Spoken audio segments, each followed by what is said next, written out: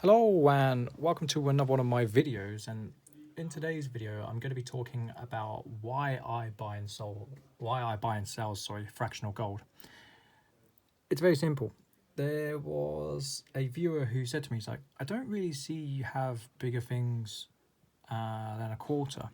I do occasionally get them in, but for me it never really made sense to buy them. And the reason being, in my mind, I didn't really have the market for them. Most of the customers that I deal with tend to buy small gold. I know my target market, there's a lot more people who are probably on the working class part of who buy from me than the people who are earning the mega money. There's a lot of people who have X amount a month, and it's not a lot of money, but they want to put something away for their kids or they want something small. There's a lot of people who might have maybe 100 or 200 pounds spare a month and they want to buy a coin. Now, I do deal with people who buy multiples, but the people who buy multiples are fine with buying sovereigns. They're fine with buying, say, 10 sovereigns. You know, I have occasionally had halves in. I don't particularly like halves. I don't think they sell well. I think people tend to buy two softs or they opt for a full. But to answer explicitly why I buy and sell fractional, it comes down to two main reasons. Firstly, I can make slightly more. I can buy more of it, I can source it, but I can make slightly more due to how the risk reward threshold works out due to what I said about people being able to afford it. So people will pay more for fractional, but it's premium in and premium out. So that becomes a question of how skilled are you as a buyer? Can you consistently get small gold in where you're not paying the premium? Because people will pay the premium. So when you're buying small gold, it's what you're doing is you're maximizing your reward but minimizing your risk.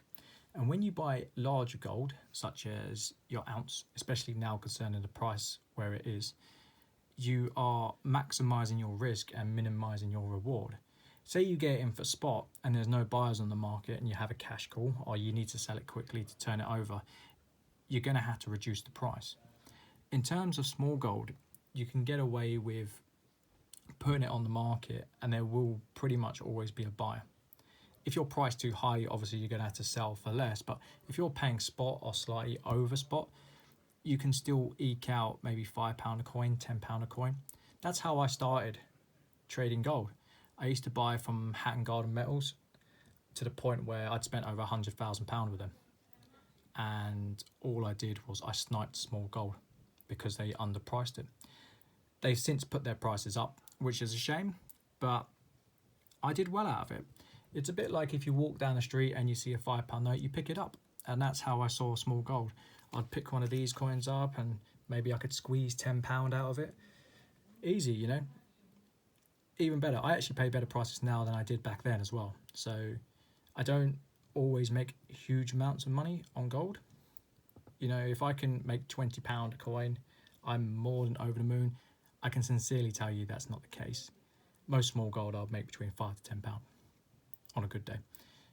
So it can be quite fruitful on small gold in terms of getting the premium. Now, you may be saying, Sean, that's fair enough, but you're a dealer and you get it in cheaper. That's a fair point, which leads me to point number two. I like fractional gold on the basis that if you're selling peer-to-peer, or if you know you're going to sell peer-to-peer, it will be premium in and premium out. Now, this is great because gold tends to go up and down in an upward motion. It does this when there's more money in the system. It's been doing this consistently since I've been a gold buyer. I'm pretty sure I paid like £800-900 for an ounce, my first ounces. It's now a lot higher. In the long run, gold does very well. I think I was looking at a chart. I think over the last 10 years, there was 3 down years and all the other years yielded over 10% increase.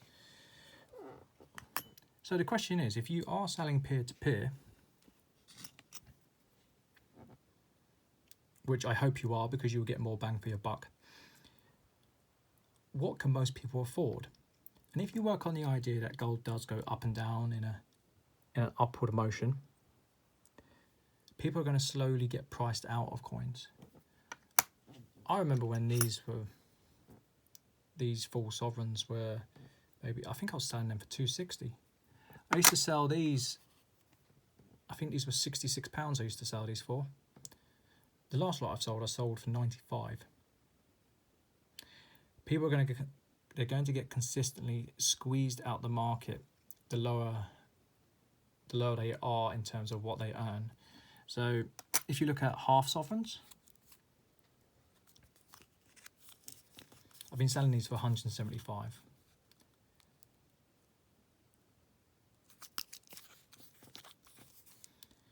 Now, if sovereigns get to 500, and if there is excessive amounts of quantitative easing, which there may be, sovereigns may get to 500. I don't know.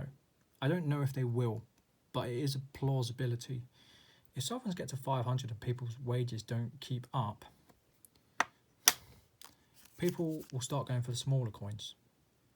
They're not going to buy the 7.32 grams. They might be buying the 5 grams. They're going to be buying the 3.66 grams. They're going to be buying the 3.45 grams. You get the message, the 6.9s. They're going to be buying coins that they can afford. They may even drop down to the tenths.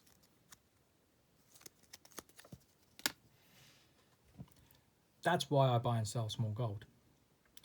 Because I try to build a reserve.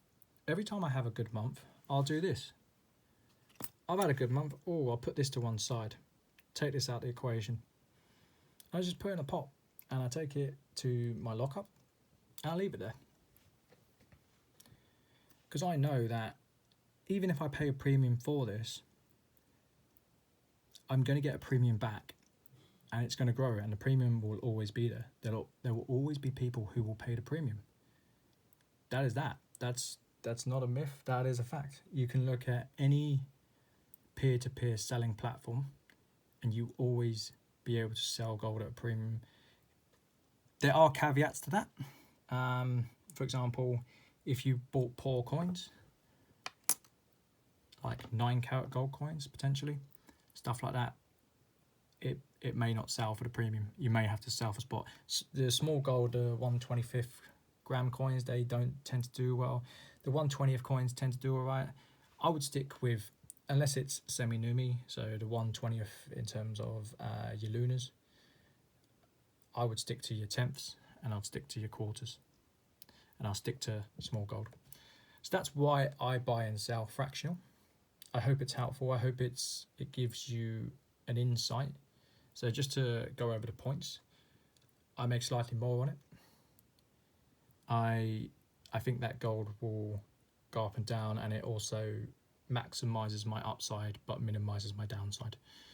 So I do think that will be useful for some people, because there are a lot of naysayers saying I would never pay that, and I think it's the wrong way to look at it.